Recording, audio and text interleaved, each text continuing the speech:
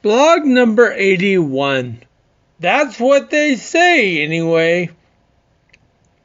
As I tripped and I fell the other day, for perhaps what could be the 1000th time, I had a moment to reflect before I hit the ground.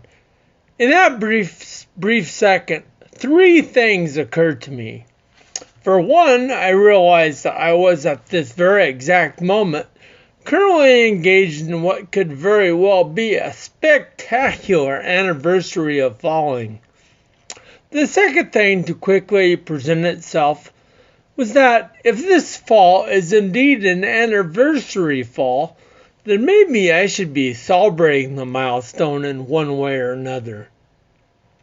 My third recollection surrounded the notion that falling seems to be coming much more naturally to me, and now seems to obtain a certain graceful fluidity to it, while other people seem to really have to work at it.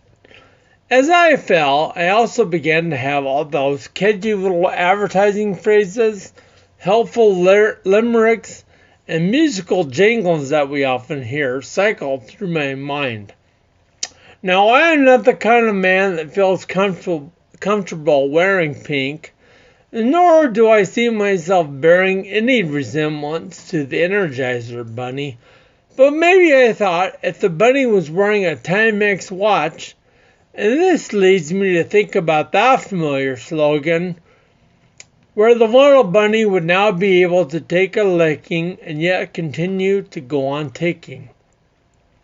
In my mind, this very familiar little jingle was changed to a saying that would better fit my ataxia. One that would go something instead like this. He takes a licking and he keeps off bouncing off walls, floors, the ground, etc., etc. So anyway, while lying on my back in the driveway, having just finished a grand fall backwards, I realized that I don't know my neighbors very well. They seem to be good people, but at that moment I realized that they were not anything like the good people at State Farm, who, by the way, were not there.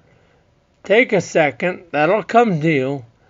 But lest you think that I am only going to pick on the good neighborly people at State Farm, I should also mention that the good hands people of Allstate were also not anywhere to be found.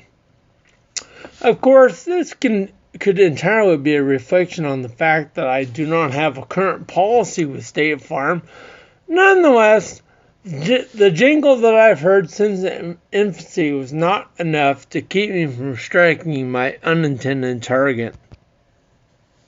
My journey with ataxia has also significantly reversed the order of how some things now get processed throughout the day. An example of this kind of event lies within the saying which states that what goes up must come down. For me, this statement has become what goes down must once again get back up. I suppose, though, that one could argue the validity of this, because in order for me to fall down, I had to first stand up, which would seem to prove the original statement as being true. However, it can also be argued that in order for me to stand up, I would first need to fall down, or else what would I be standing up from? I mean, I'm already standing, wouldn't I? It's a bit of the whole chicken and the egg thing. Best not to think about it too much, but just accept it on faith. While I am on the subject of the chicken and the egg and which one came first, my days are filled with pretty similar questions. Only I'm plagued with questions like, which came first, the stumbling or the spill? The good intentions that I had or the mess that I left in my wake? The misstep or the ataxia river dance? I suppose that the answers to these questions of mine don't really matter, as the prequel and the main event seem to always go together and appear at times to even be interchangeable.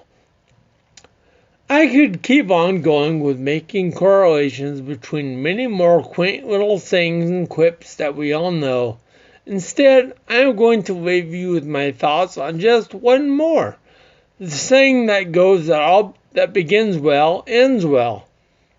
Physically, for me, no, this would not be the case. However, I do not think that this phrase is referring to the physical alone. Mostly, I believe that it is referring to an attitude, or more specifically, my mental and spiritual outlook and state of being.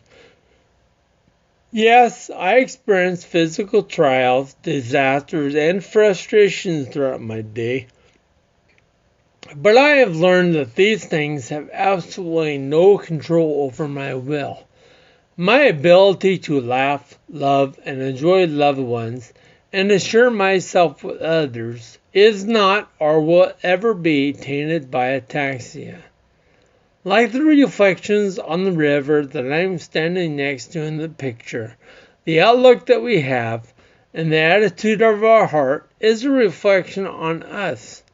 Ataxia is only a physical symptom.